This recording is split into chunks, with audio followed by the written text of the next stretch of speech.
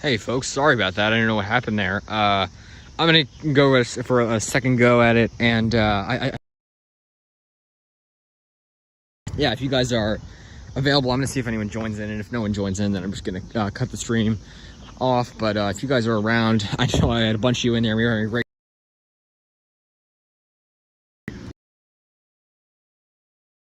I'm ripping out all these weeds here.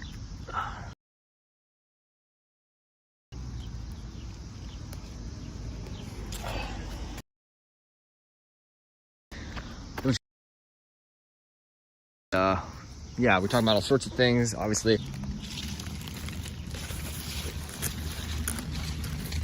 Yeah, this track is dead. That's fortunate to see, but part of life, that trackie. I don't know what happened to it. I shouldn't have cut it open. But I tried to sort of save it.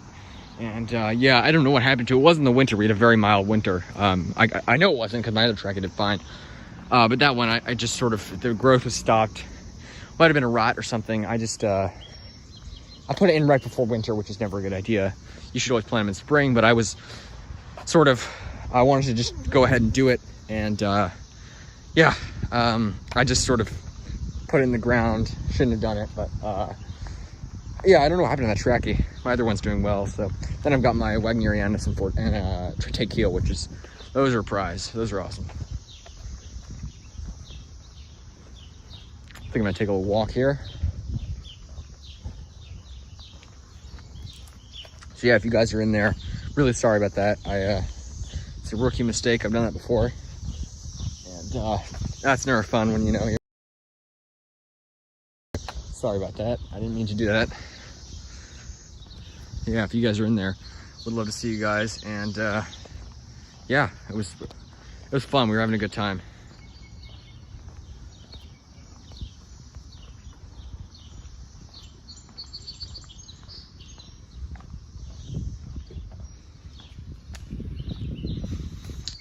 I'm gonna take a little walk to the local prickly pear patch, and yeah, it's always it's good to see that, you know, to see them flowering right now. It's pretty cool. And Eastern prickly pear is an awesome species, as I've said many times. I'm a big fan of Eastern prickly pear, Pachyshima, and let's go check on that local patch, shall we?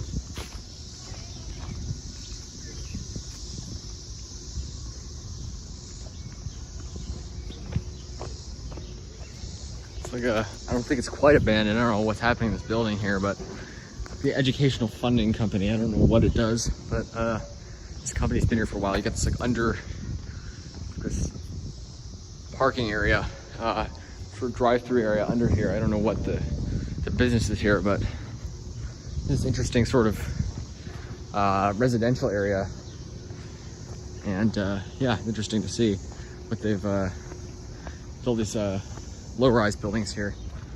And there's a you know, big business commercial area up there, which you'll see in a second.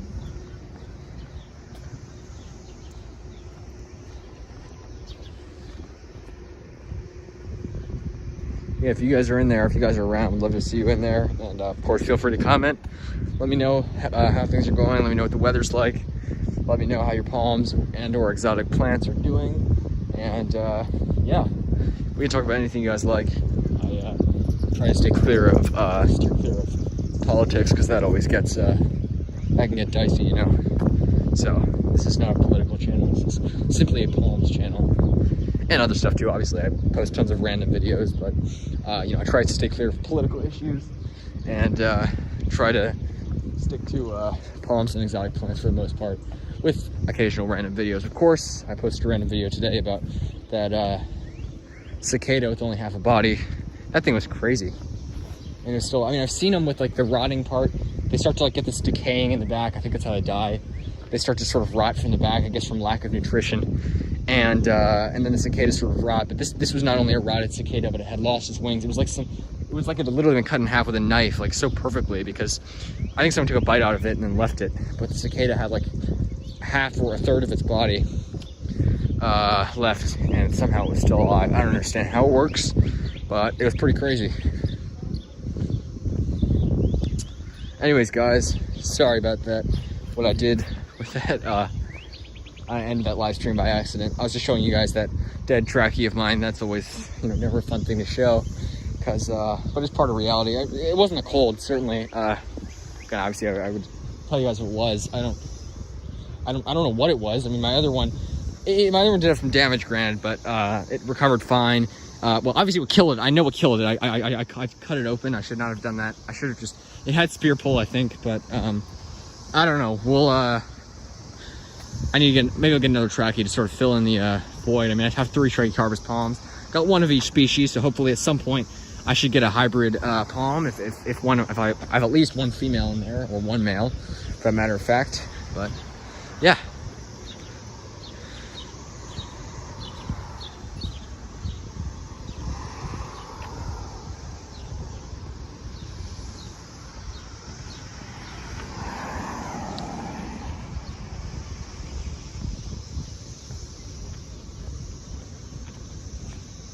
Prickly Pear patch is right up here, so stay tuned. I'll bring you guys there. Road's nice and clear right now.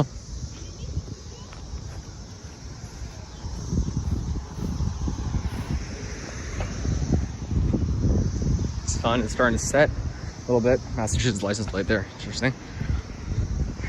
And 6:21 p.m. currently. 6:20 p.m.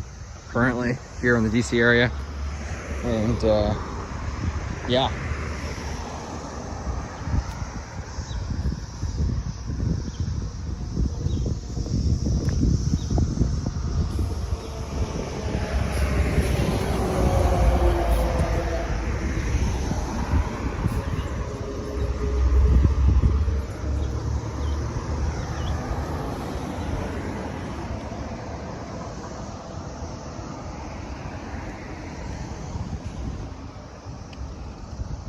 Alright guys, I'm about to end it soon if no one joins in, but if you are there, let me know, and I'll keep it going for a little bit. But that was my fault, obviously, for ending the stream short, but I'm gonna keep this one going. So you know, if you guys join in there, if someone's in there, let me know, and I'll keep it going. But just sort of start a second stream here, because I cut that one short by accident, but this one I'll try to keep going. And yeah, let me know, guys.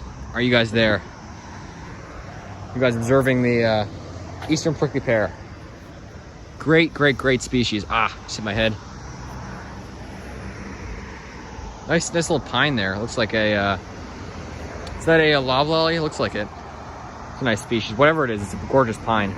Definitely not an eastern white, I don't think. It's got different looking bark, but it's a nice pine, certainly. Check it out. So again, you can very clearly see the color differences between the new and the old growth. The obviously that is from last year or years previously, that dark old growth, and then the new one with those like rubbery spines. You can also tell that's all the new growth from this spring. So it just put on a lot of growth. Gives you a sense of sort of all the new growth. All that little top layer is all new, and then all the darker stuff is older. And yeah, you can see those nice yellow flowers there. those are the yeah, prickly pear flowers, and they flower sort of late spring. This is the time, and they are native here. Obviously, I don't think this is a native patch, but yeah, they're very common in cultivation, and there are quite a few areas here where you can see native specimens, which is always neat. And I hope to soon actually make a trip out to one of those places in the area that have native prickly pear, because it is a great species. So let me know what you guys think about this cacti generally. You guys like Pear if you have it in your garden. Again, great for East Coast. It's native here, up and down the East Coast of the United States pretty much, and into Southern Ontario. So great hardy species, and yeah, really awesome.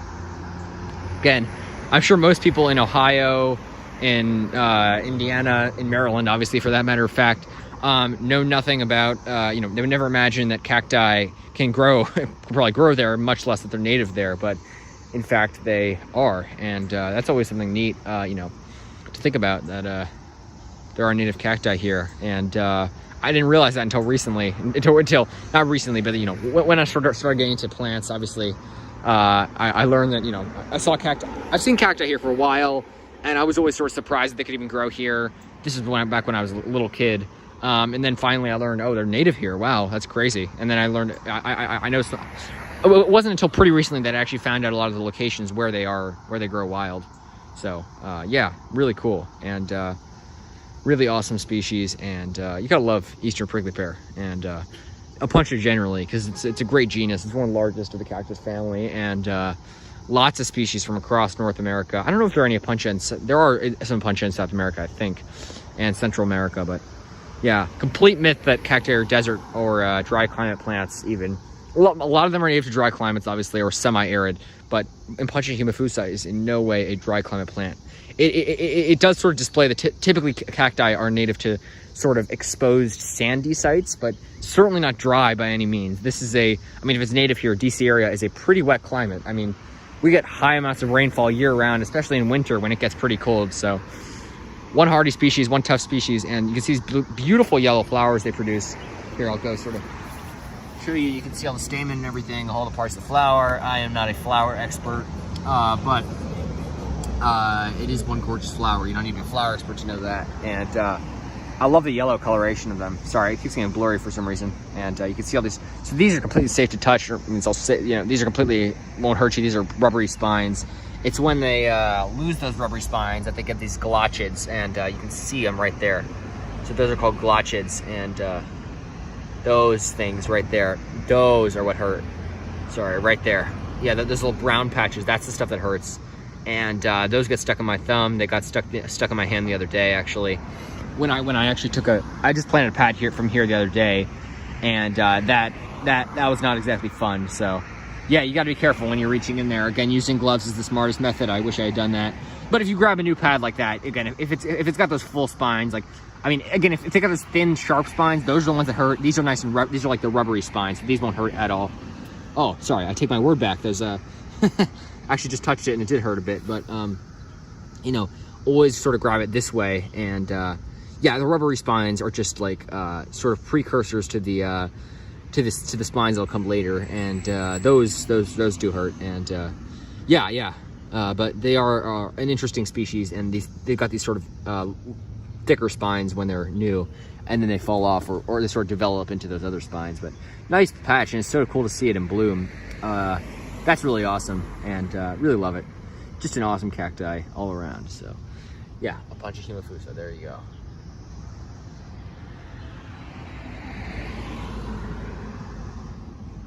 All right, I'm gonna head back now. I don't know if anyone's in there, if anyone's gonna join in, but yeah, I'm gonna head back home. And if you guys want to join in on the way, yeah, feel free to. Sorry that if you guys couldn't see that Cactus Patch, that's pretty cool. But yeah, if you guys are in there, let me know. Maybe I'll make a trip back here at some point to the Cactus Patch.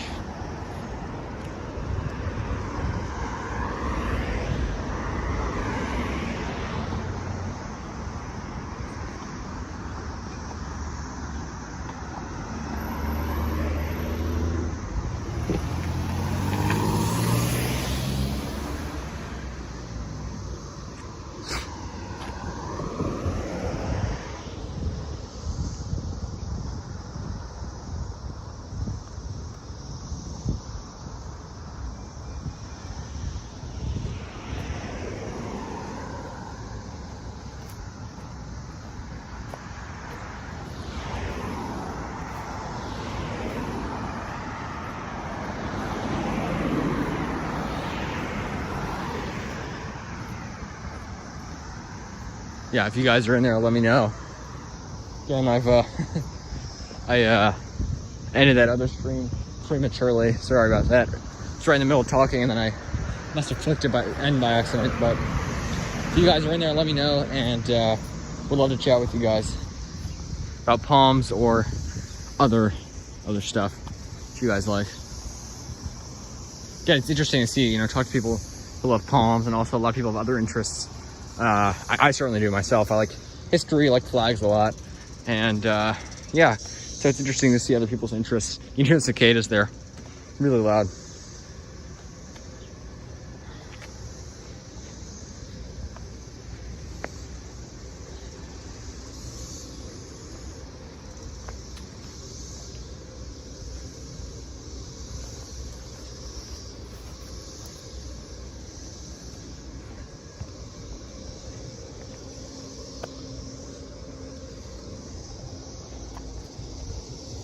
It's a nice little car there.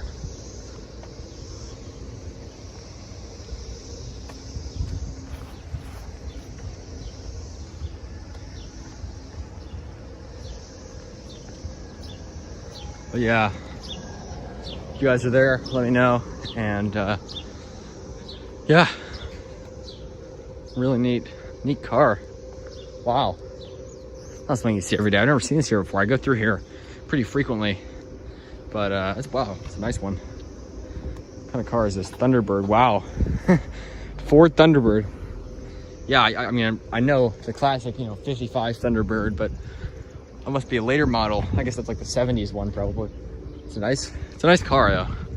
I like it. I like old cars specifically. Some of the modern cars I don't really care for. They've gotten so like fancy, and I don't know, the old cars, you gotta love that classic design and just the elegance to them. I'm not a huge car guy generally. I mostly just don't know very much about them, but especially old cars I do like a lot. And a place like old Havana, Cuba, that's super neat. Like seeing those old cars. Basically seeing like all the streets lined with those old cars in Havana, Cuba. That's always super cool. And yeah, I love them. Nice evening here though. Can't complain. Weather's not too hot. Pretty humid though. I mean, you get sweaty just walking around. Whew, it is hot. But I wonder what it is, like 80 something, 82 maybe. You guys probably tell me. Didn't check the weather today. I need to check the weather every time before I go on my live stream. I do love the weather, and I love like just generally weather, and I like checking. I do check the weather frequently, but this morning I forgot to check it.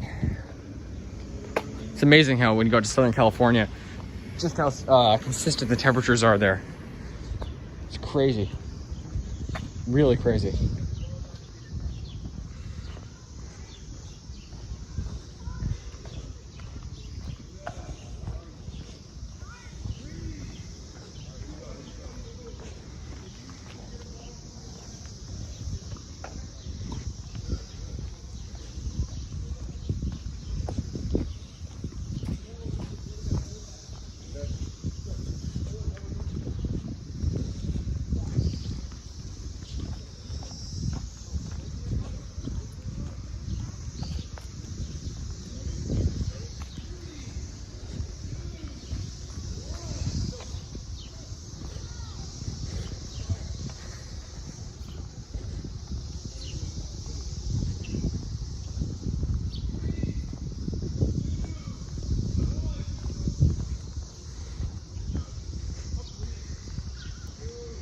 My local park, I've shown you guys plenty of times before. Sable Miner was planted right over there. Then the parks people took it. Don't know why exactly, but funny how they let kudzu just spread like nuts. They let English ivy spread like nuts. They let plenty of other invasive species spread like nuts. Then someone comes along and plants a Sable Miner with a label next to it in an area where they also have non-native flowers planted. Might I add, a lot of these trees aren't native. Ginkgo, certainly not native. English holly, all these species not native. But it's funny how they they let all these other non-natives and invasives slip by, but somehow someone plants a sable minor. I guess it's not following park protocol or something. I don't know what the reason is for it, but there's no justification for ever removing a palm in my. I mean, obviously, I can understand like some places like oil palms, plantations. I'm in favor of removing all the oil palms if you can restore the native habitat, like the native palm habitat, because oil palms actually have led to the endangered, deforested so much land. So that's the only situation I could see removing a palm, is to save other palms. But in an area like this, why would you ever remove a palm? I do not understand that. I don't know why the park people did it, but it's done. Water under the bridge, but yeah, not too pleased about that. And about several other instances of like homeowners here. Thankfully, most homeowners, when the houses here change hands with hardy palms, I've been sort of keeping note of the different houses. Often the owners will just keep it because it's like, we kept the trees, the plants that were in our yard before we moved in. Then, but I don't know why a lot of these, couple of these people near me, removed those hardy palms. They removed the needle palm, they removed the sable minor, and there were some trackies in the back. Not too hopeful about what happened to those, if they even made it through one of the rough winters. And it's amazing because the previous owner must have been a hardy palm lover, and then imagine being a hardy palm lover, having these beautiful big palms in your yard in DC, and then selling your home, and then just it all gets removed. That's just the worst, and that's what happened to this person, I guess, before. That's just terrible. But it is what it is. It's unfortunate to see, but thankfully we've got plenty of other hardy palms here in the DC area to make up for that. There's my Camerops doing well. That's pretty awesome. Great species.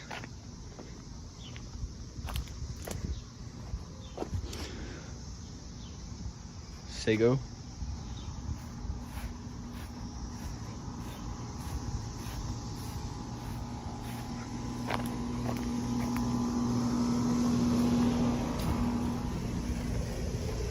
You guys in there? If anyone's in there, let me know. I'm gonna end it soon. If you guys, someone's in there, let me know if you're in there. Otherwise, I'm gonna end it. I think I'm gonna end it now if you guys aren't in there. But if you're in there, let me know. And love to chat about all sorts of stuff, palm related or not, if you guys want, whatever you guys like. But if you're in there, let me know. And yeah, we'd love to talk to you guys.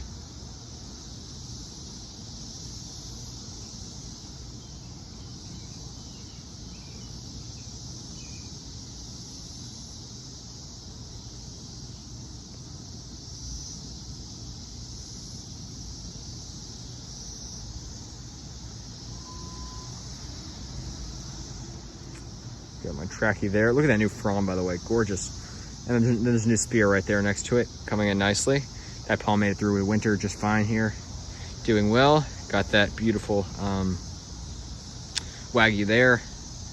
My 5 cinerea I have yet to plant, but I will some point soon. Got this new sable minor opening a spear, and same with my teikio.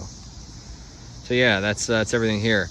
All right, guys, I'm gonna end it. If you guys aren't in there, and yeah, it's just 4 people are watching, I guess. I hope 4 people are watching. If you guys are watching, let me know if you're there. But otherwise, I'm gonna end it. So that's that. Thanks for watching, folks.